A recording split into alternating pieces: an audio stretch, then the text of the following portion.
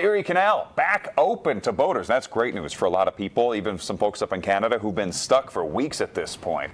And this comes nearly 2 weeks after the canal was originally scheduled to open, Rachel. The opening was delayed because of flooding and debris. First Warning meteorologist Reed Kisselback joins us live from Waterford along the Erie Canal right now. Reed, is it still sort of drizzling on you? No, thankfully, Rachel, it dried out a little bit more, so I'm going to give Paul thanks for that one. I know he said he was going to work on it. But, yeah, so the Waterford lock officially opened today behind me, and I've talked to a couple of boaters as they were out and about.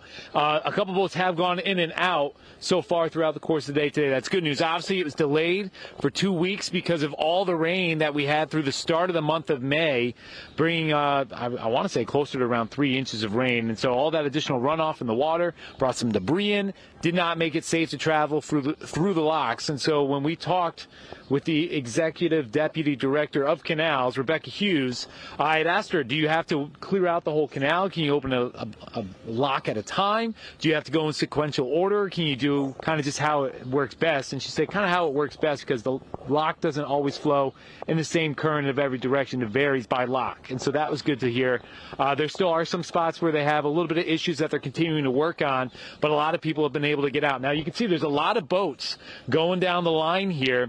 At that point in time, they said there was about 25 boaters who were still stuck waiting for the canal to open. I asked her how they were able to handle such a delay, being 2 weeks, such a long time.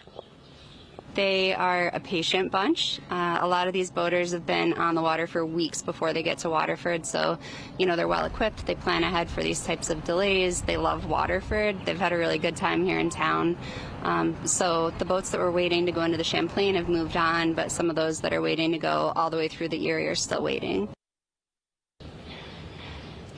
Like we mentioned, still waiting for a couple spots farther down to get cleared out. They said they had a little bit of some issues with an embankment getting partially pushed into the lock. So they've been working on that one for now. But that being said, it's good to hear that they're having a good time here in Waterford and that some of them can start to push their way on through, at least heading into tomorrow, getting a little bit farther down the lock if they wanted, or they're going to stay here and hold out until that spot gets finally fixed. For now, though, we'll send it back to the studio.